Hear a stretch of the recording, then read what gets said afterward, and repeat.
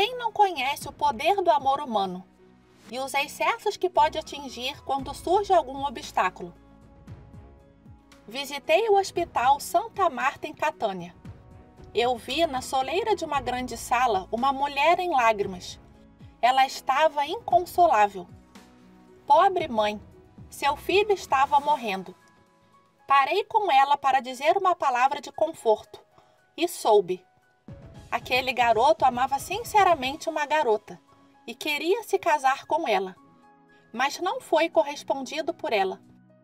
Diante desse obstáculo intransponível, pensando que não poderia mais viver sem o amor daquela mulher e não querendo que ela se casasse com outro, chegou ao cúmulo da loucura. Esfaqueou a moça várias vezes e depois tentou suicídio.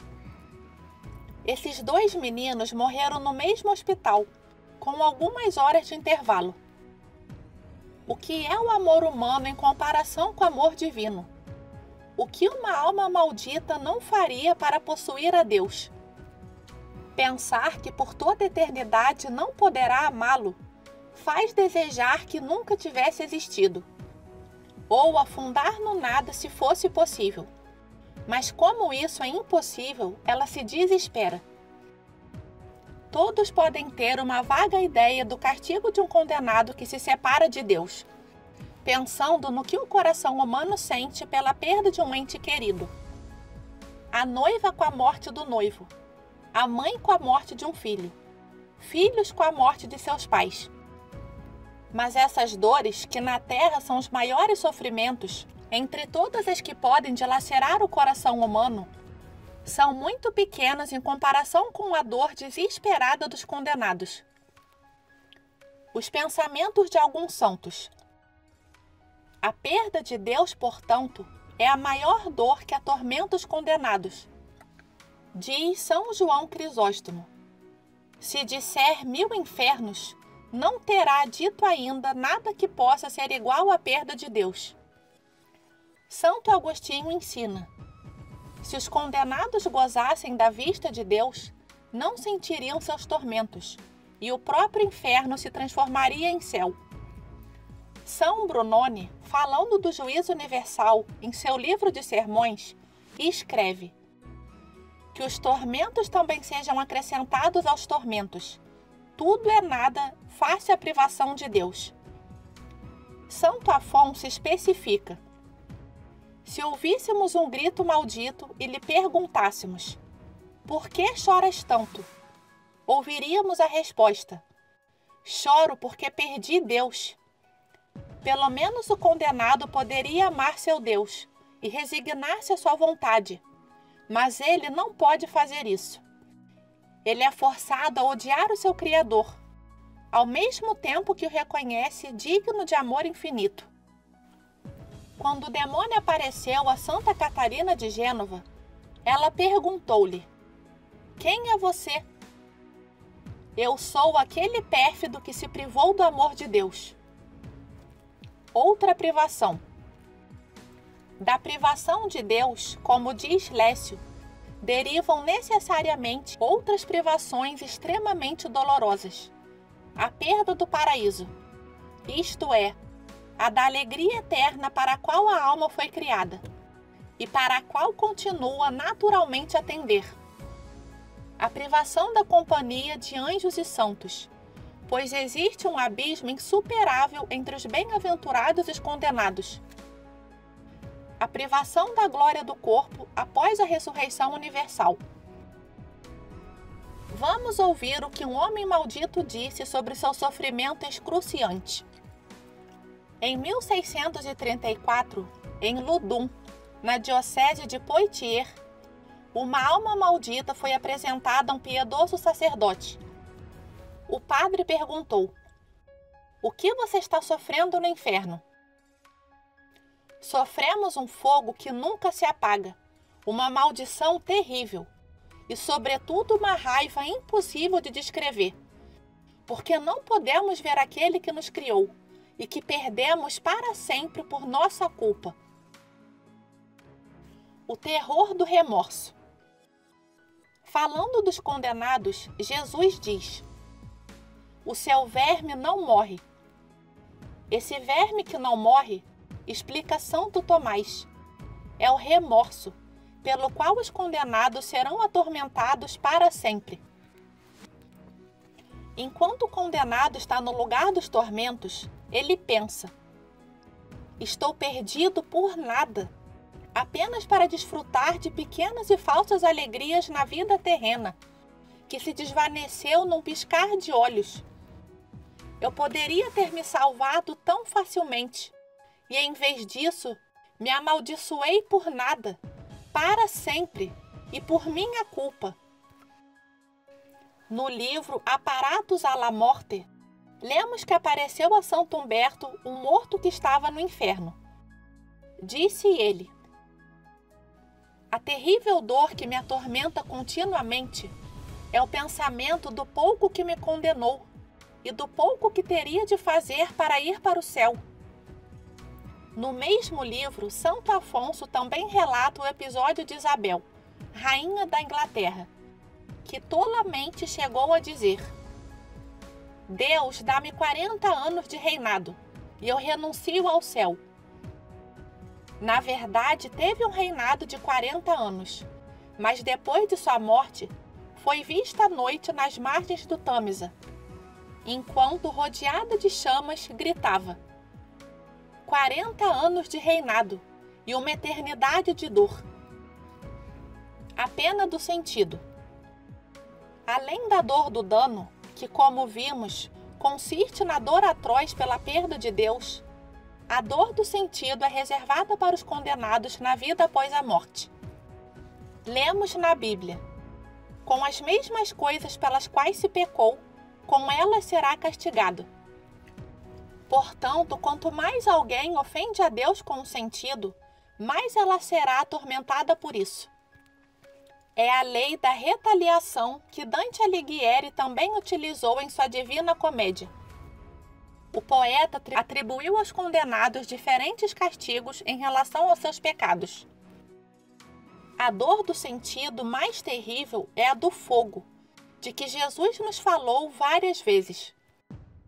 Também nesta terra a dor do fogo é a maior entre as dores sensíveis, mas há uma grande diferença entre o fogo terreno e o do inferno. Diz Santo Agostinho: comparado com o fogo do inferno, o fogo que conhecemos é como se fosse pintado. A razão é que o fogo terreno, Deus o desejou para o bem do homem, e ao invés disso, o do inferno criou para punir seus pecados.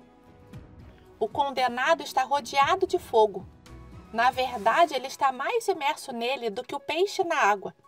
Sente o tormento das chamas e grita como o rico da parábola do Evangelho: esta chama me tortura. Alguns não suportam o desconforto de andar na rua sobre um sol escaldante. E então talvez não temem aquele fogo, que terá que devorá-los para sempre. Falando àqueles que vivem inconscientemente no pecado, sem questionar o problema do confronto final, São Pierre Damiani escreve: continue tolo a agradar a sua carne. Chegará o dia em que seus pecados se tornarão como piche em suas entranhas, que tornarão a chama mais atormentadora e os devorará para sempre. O episódio que São João Bosco narra na biografia de Michele Magone, um de seus melhores meninos, é iluminador. Algumas crianças comentaram sobre um sermão sobre o inferno. Um deles tolamente se atreveu a dizer: se formos para o inferno, pelo menos haverá fogo para nos aquecer. Com essas palavras, Michele Magone correu para buscar uma vela. Acendeu-a e aproximou a chama das mãos do corajoso rapaz. Ele não percebeu e, ao sentir o forte calor nas mãos e nas costas, imediatamente deu um pulo e ficou com raiva. Como? Michele respondeu: você não pode suportar a chama fraca de uma vela por um momento e diz que ficaria feliz nas chamas do inferno. A dor do fogo também acarreta sede. Que tormento é a sede ardente neste mundo? E quão maior será o tormento em si no inferno? Como rico testemunha na parábola narrada por Jesus, uma sede insaciável. O testemunho de um santo. Santa Teresa d'Ávila, que foi uma das principais escritoras de seu século, teve de Deus em visão o privilégio de ir para o inferno ainda viva. É assim que ela descreve em sua autobiografia o que viu e sentiu nas profundezas do inferno. Encontrando-me um dia em oração, fui repentinamente transportada para o inferno de corpo e alma. Entendi que Deus queria me mostrar o lugar preparado pelos demônios e que eu mereceria pelos pecados em que teria caído se eu não tivesse mudado minha vida. Por quantos anos tenha que viver, nunca posso esquecer o horror do inferno. A entrada para este local de tormento me parecia semelhante a uma espécie de forno, baixo e escuro. O solo não passava de lama horrível, cheia de répteis venenosos, e havia um cheiro insuportável. Senti em minha alma um fogo, do qual não há palavras que possam descrever a natureza, e meu corpo, ao mesmo tempo, nas garras dos tormentos mais atrozes. As grandes dores que eu já havia sofrido na minha vida não são nada comparadas às sentidas no inferno. Além disso, a ideia de que as dores seriam infinitas e sem nenhum alívio completou meu terror. Mas essas torturas do corpo não são comparáveis às da alma. Senti uma angústia, uma proximidade do coração tão sensível e ao mesmo tempo tão desesperada e tão amargamente triste que tentaria em vão descrevê-la. Dizer que se sofre a angústia da morte o tempo todo é dizer pouco. Nunca encontrarei uma expressão adequada para dar uma ideia desse fogo interior e desse desespero, que constituem precisamente a pior parte do inferno. Toda esperança de consolo se extingue naquele lugar horrível. Você pode respirar um ar pestilento. Você se sente sufocado. Nenhum raio de luz. Não há nada além de trevas. E, no entanto, ó mistério, sem nenhuma luz para te iluminar, você pode ver o que há de mais repugnante e doloroso à vista. Posso garantir que tudo o que se possa dizer sobre o inferno, o que lemos nos livros de torturas e diferentes tormentos que os demônios fazem os condenados sofrerem, não é nada comparado à realidade. Existe a mesma diferença que se passa entre o retrato de uma pessoa e a própria pessoa. Queimar neste mundo é muito pouco comparado ao fogo que senti no inferno.